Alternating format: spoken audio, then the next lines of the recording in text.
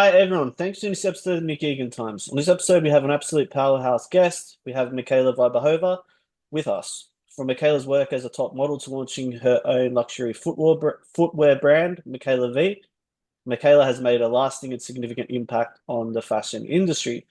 Michaela's shoes, known for their perfect blend of luxury and comfort, have been requested by celebrities like Beyoncé, Halsey, and Olivia Culpo. Michaela's designs have also been featured in prestigious magazines such as La Official, Numero, and Harper's Bazaar. Welcome to the multi-talented Michaela, and thank you for coming on the podcast. Thank you. What an introduction. I was like, oh, You're welcome. How's it all been going over there? so far so good. We are Yeah? in LA right now. It's sunny. It's in the Yeah? middle of the day. Living the Beautiful. dream. Living the dream. Hopefully. All right, let's jump straight into it. Take us back. Tell us about, obviously, you're from Slovakia, I guess your influences, your family, and I guess how you actually got to where you are now. It's truly inspiring and remarkable. Oh, that's so sweet. Thank you. To be honest, I barely know myself. Everything when I look at retrospect, especially when people ask me, it's like, oh, what was like the turning point for you? There was no turning point that changed everything. It was like thousand mini steps. And I'm like, whoa, all of a sudden, where am I? And I still feel like there's so much more that I can offer and such a long way to go. I still feel like I'm on my step 482 out of next 5,000 to go. All right. That's how I feel. But when it comes to my upbringing, I'm a small town girl, born and raised in Slovakia. Used to ride horses. We had a chalet in the mountains. That is always my happy place. There was not much. You don't get a cell reception. Yeah. It's incredible. And do you go back there often? I do. I go back like twice a year at least. I Wow. try as much as I can, as much as work allows me. But Slovakia holds such a dear place in my heart where I'm so proud of my country, even though I don't live there anymore, because it doesn't have the opportunities and a room to grow that US have or other countries. But yeah, it's a happy place. It's paradise. Incredible. And you're definitely flying the flag for your country anyway, all right? What you're doing. Always. So um, Always. all right. Tell me about first the modeling. How did that happen? How did you get into that? This is hilarious. So it was back in the day, right? I don't know if you watch any of those shows about like elite models. There, at least back in the day, there used to be scouts that would go into like small towns in Eastern Europe and Brazil, villages where this would happen. And one of them set up shop in a mall that was closest to my town. It was elite model search, and my best friend really wanted to go. I thought it was kind of stupid because I just got my first job in a mall, which I was so excited. I made like a whole like euro 70 an hour, less than 2 euros. And I was genuinely proud. I was happy. It was like, okay, I'm building something. And the competition or the modeling search lasted for about 3, 4 days. And on day three of the search, I got fired from my job at a mall. And I guess I told my friend, I was like, okay, I guess I'm ready to go now. I was crying my eyes out. And I met her one floor down at a modeling search. And yeah, I guess that was one of the major turning points. And the Sl rest is history. Sliding doors moment, right? Like it just Yeah. happened. Yeah. And I never thought about it. It's not something I necessarily wanted to do, but it happened. I'm a genuine believer that when one when you have a crack in a door somewhere, even if it's a different direction, you might as well explore it because you don't know what's behind it. Right. 100%. Hmm. And what's so interesting now, I don't know if it still works the same way, but now with social media, the internet, like you can find people online or apply online. Yeah, that was not my world back then. It's crazy how everything's transpired. Like, you've got social media and all these, I guess, apps and things where it's just the world's so Yeah, connected now, all right? yeah. There's good and bad. Also, like the the previous ways before we've had this, it had a certain charm to it. Because I can tell you if it was like, oh, if I had to apply somewhere online and somebody reached out to me on Insta, I wouldn't go for it. I'd be like, yeah, I don't know what this is. Yeah. Yeah. Um, does that happen often? Do you have a lot of people now reaching out to you and DMing you and Yeah, yeah, I do. And obviously, I read it. I like glance at it. If it's something interesting, for sure. cool. All right, tell me, you've obviously been in magazines. Is there been like a pinch me moment where you were just like, wow, I can't believe I'm in this magazine or this is happening? Can you, yeah, share a story or a time when that really, you were just like, wow, this has happened? I guess all of them, Sure.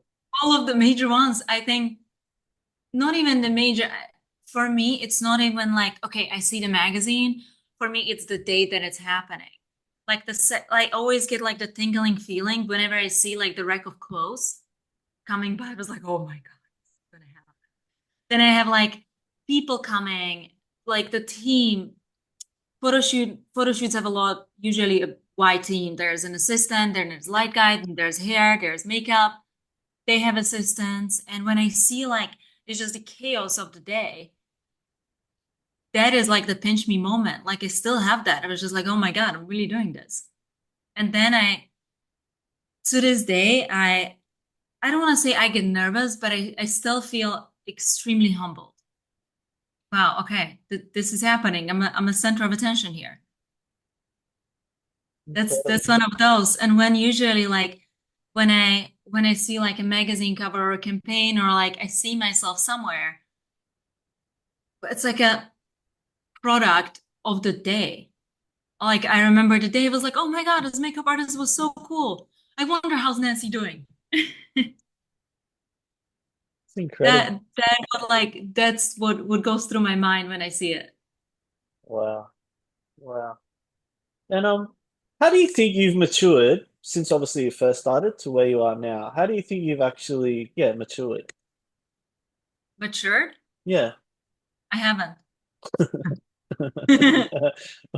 We're all kids still at heart. I That's think I don't know. I think there's beauty in preserving like your playful side. I would say I matured in a way that I'm not. I used to be very naive and very gullible. Like I used to believe everything and everyone, and I'm like, oh my God, really? This is happening now. I guess I lost it a little bit. Now I like take everything with a grain of salt, and I don't take everything as seriously. Like when it comes to like maybe in meetings or like a brand reaches out to me with like we would love to have you, and I'm like, okay, like contact my agent, and then I don't think about it until it actually happens. Yeah, I guess when I was a teenager, I'd be like, oh my God, this is happening. Let's go. right. Yeah, yeah. Completely understand. You could say that could be mature, sign of maturity, maybe. Yeah, for sure. Tell me about the shoes. How did that happen? And that's incredible too. Thank you. Where it started, Yeah. when I started working as a model, obviously I grew up in a small town. I was raised only by my mom, and we both loved fashion. She was like my style icon. We didn't have a lot of money, and my mom worked like multiple jobs, but she would always look like $1 million. She would go into like thrift stores and she would have it altered. She like put something on it, and she would like sew things and adjust it herself, and she would always look incredible. And she would get inspirations like from the magazines and the runway shows, and we would watch it. I think that was one of my inspirations, and my mom was so into it. And I never thought of myself of being in that world. It was just something that would mesmerize me. But I wasn't one of the girls. I was like, oh, when I grow up, I'm gonna be doing this. Not at all. And when I've had one of those like pinch me moments when we would watch like, oh my God, the Chanel runway, this is happening. Oh my God. Or one of the things I was saving up my money to get in a Escada perfume. I don't know if you're familiar with the brand, but there was like a big European luxury brand, and the only thing I could ever afford is the perfume. And I still had to save up for that. And those are both of the brands I ended up working for. And then oh gosh, one of those, there's such a story. I ended up working working for this brand Escada that I was saving up my pocket money for, just for their perfume. It was the only thing I could get, and I ended up working for them. And when I met their team, I started crying. I just like, oh my God, like I used to be obsessed with you guys. Like you have no idea. Like it took me like 3 months to save up my pocket money for your perfume. And I did that. And then they were like, they were so touched that they sent me the entire collection. And I saw it with like a handwritten note. And to this day, like I started bawling my eyes out. And I like cherish it so much. That was one of those moments. And that was a very similar thing with Chanel. And this is a very funny story from the shoot because they sent it from their runway collection, obviously for the editorial, for the lookbooks, and it was shot on a beach, and this was couture and like the shoes. But it was this was couture, like the shoes and suede and bags, and they asked me to like go in the sand. I was like, I don't wanna. I can't because it will destroy the shoes, you know? Right? Like if we just go, it was like sweet. I'm like, oh, really want me to go into the sand? And they were like, yeah. And they would ask me, like, can you go a little bit into the water? I don't think I can. I like it's so much respect for the craftsmanship and for this work. Like I still have the little girl inside of me that couldn't afford it. And it was just something that was always so unreachable and so far off to the distance. And they're asking me to essentially destroy these things just for a couple photos. And yeah, that was one of those. I've had few of like moments like these. I was like, okay, I'm here. I'm touching it, and you guys want me to wear it and roll around in it and treat it like it's no big deal. And that's where I wanted to create something on my own that had similar quality, but it wasn't at the price point that it would be so unreachable for so many. Obviously it's not the same prices like the fast fashion because just the materials and labor I couldn't do that, but I have the same sources of leather or fabric as some of these tier A brands, and yeah, I assemble it on my own. This was something that I just did for like the little girl inside of me. It was just like, okay, like how can I bring these two things together? And I even get criticized when it came to dealing with some other partners that my margins are not that high and gonna have issues scaling it down the line or get funded. And I didn't care. Like I don't give a fuck. Yeah. This is something I did for myself. Good on you. That's amazing. How hard is it to actually start I guess a shoe business essentially? Like, is it incredibly hard and difficult to actually do it? The background of it? Obviously we'll see the shoes and obviously celebrities wearing all these kind of things, but how actually hard is it in to actually get it off the ground and running? Those are two different questions. Sure. Is it hard? Is it hard? If it's hard starting a shoe business, no, Yeah, it's very easy. sure. Taking it off the ground is such a pain in the ass. I feel like in today's times where we live, starting a business is incredibly easy because now you have like now you have like Google, you have all these things. Not that it wasn't back then, but the companies weren't necessarily registered. You can reach any manufacturer. You can send an email. Now they have their own social media, and you can reach them incredibly easy. And like if you send them designs, like it's very easy. Get the point by like getting it off the ground. I guess what has changed from the times now you have so much competition that you didn't necessarily have there before. So getting it off the ground is very hard. Like figuring it out. I still, to this day, I still don't feel like I figured it out. Pandemic changed a lot of things. I had one showroom in LA and one in Paris. Then pandemic came and I'm like, oh my God, I'm bleeding money. This is bad.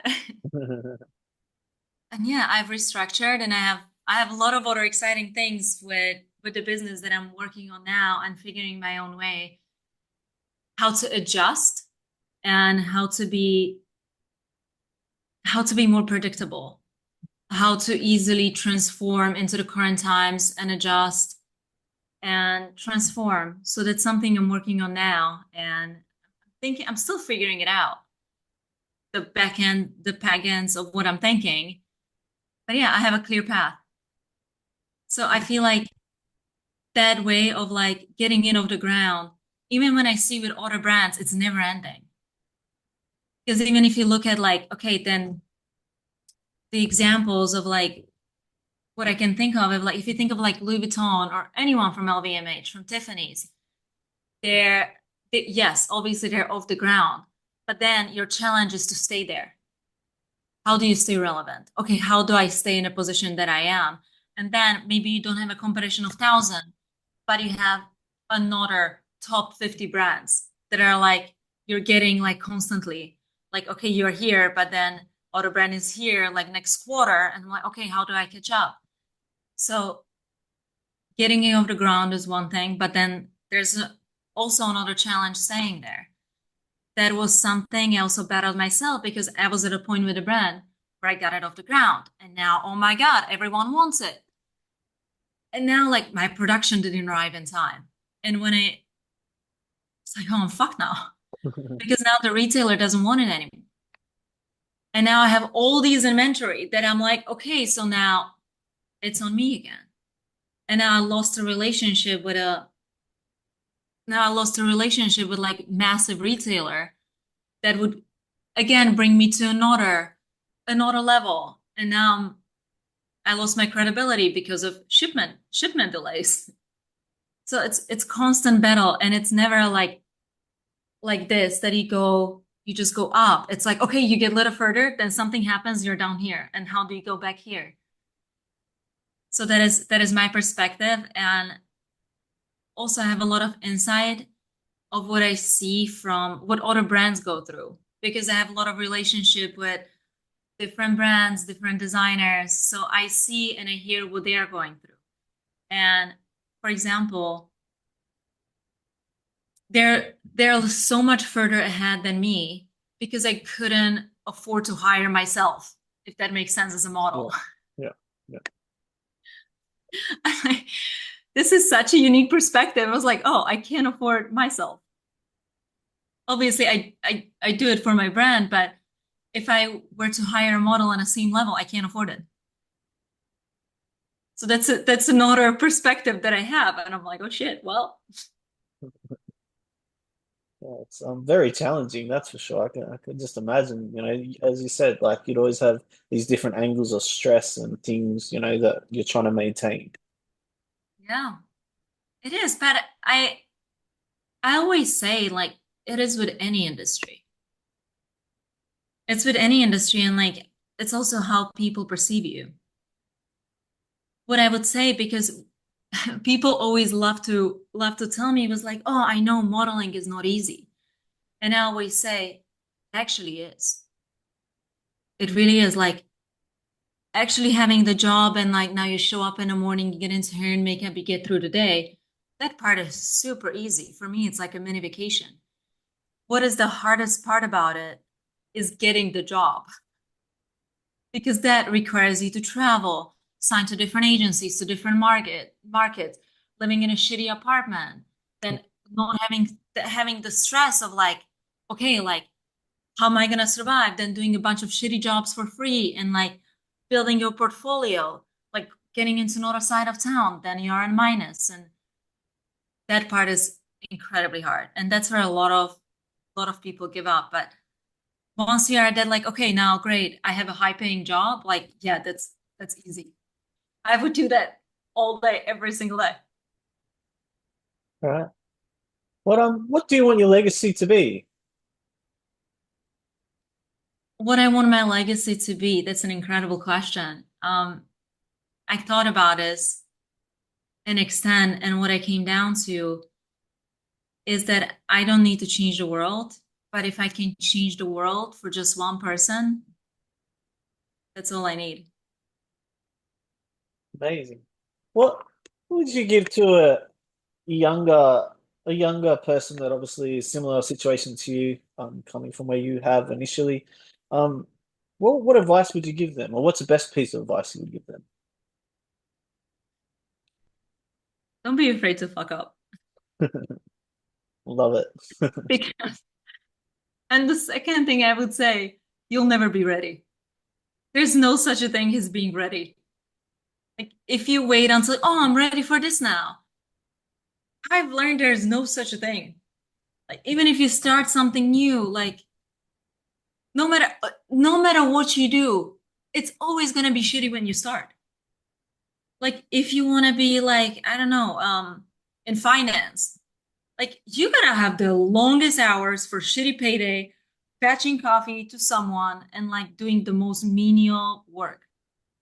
So I think it's with any industry. Don't quit at the beginning. And it's only gonna get better. Right. Couldn't agree more. What's the best piece of advice you've ever received? Um, Great question. That would be very stubborn on your goal and your vision, but very flexible on the details on how to get there. Because once you plan every single step of how you're getting somewhere, it's never gonna go like that. I don't think with anything I've ever tried to do, it ever went according to plan. Right. Nothing's ever the way it transpires the way you vision it. Like there's always these challenges, and you need to be incredibly flexible and move and be agile with Yeah, things because if you're not, it's not going to happen, or it's going to be very difficult because you need to be incredibly flexible. yeah. And I think I learned the hard way. I wasn't always a flexible person. To this day, I struggle with it, but now I became more self-aware. It's like, okay, well, I'm taking a detour. That's fine. Yeah. Definitely. And what I've learned too is you need to, obviously life's short and you need to enjoy it. So try not to stress on it and just go, this is just a detour. I'm just going to enjoy it because at the end of the day, nothing's ever going to be perfect, regardless of the way I want it to be. This is the way the world is. So just enjoy it because you're only here once. So So true. 100%. If you were 18 again and you could go back and change anything, this could be personally or professionally, what would you change? I don't think anything. There was so many, like everyone, I went through so many shitty things myself. There's been hard times and fucked up things happened. But it's one of those things I would be worried that like, okay, if I change this thing, or if I got what I wanted back in a day, like for example, I missed out on incredible things. Like they're they're either I was up for like a motion picture movie, and I was up for a lead. And it happened, they were like looking for exactly like Eastern European girl with an accent. And this would like change the entire trajectory of my life. I think I would have changed that I would like, oh, they would actually end up going with me. Because they would keep me on hold for like 6 months. And I would do a screen test and a screen test. And then I've had a dialect coach and this and that. And I like wondered a lot. That hurt me for a long time. I was like, shit, I really wanted to get that. I was really excited.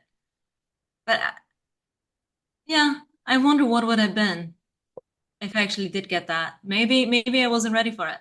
Exactly. Maybe it's going to happen now. You never know, right? Yeah, you never know. Exactly. What are your hobbies and passions aside from obviously? everything you do. What do you like to do in your downtime? On my downtown, I'm a horseback rider. I love any chance I get, wherever I go. Always look like wherever I can like rent a horse and take him out and go for a trail ride and ride in the arena and speed, and that is my passion. That is the happiest place of my life. I'm a huge animal person. I also have a puppy. He's taking over my couch right now. But Oh. so whenever I have the time, like just take him for a walk or just a drive. I'm in LA from New York after years, so I have a car now. I He loves the car rides. If I crack him a window, I'm like, all right, let's go get coffee. Speaking of obviously New York, LA, where's your favorite place you love to travel to or you've been? Where, if you on the whole planet, where would be your favorite place? And it's definitely my home. It's definitely Slovakia. But secondary to that, I lived in Sydney in Australia for a couple months. That's where I am. Like, yeah? Yeah, that's where I am. Here's- No way. Yeah, Yeah, I lived in Surrey Hills. yeah, yeah. Small world. Yeah, I lived in Surrey Hills, and those were some of my favorite times ever. I've turned 21 in Australia. Wow. Yeah. I was signed to IMG models there. I adore them. I remembered all of my bookers. This is hilarious. I feel like models start so young. Like part of who ends up raising you is your agents. Because they you deal with such like kids. You're be like, no, don't do that. Did you get home? Don't drink. Yeah, so I remember all of my agents in Australia and the agency apartment they put me in. It was right in Surrey Hills. It was beautiful. And I lost touch with my roommate that I've had there. I think about her all the time. I hope she's well. Wow. How long were you in Sydney for? For 3 months. Oh, wow. Hmm. Incredible. I Um, loved it. I loved it. I've been dying to go back. I just need a reason. we'll come back on down here. Yeah, Yeah, come. I need a reason. Yeah, for sure. Michaela, thank you so much for coming on the podcast. I do appreciate it. It's incredible everything you've done and what you're doing. And yeah, thanks for coming on. Oh, that's so sweet. I love chatting with you. Same. It's been Hey, amazing. I have one more reason to come back to Sydney. Um, Yeah, I would go tomorrow. we'll come. Waiting. Yay!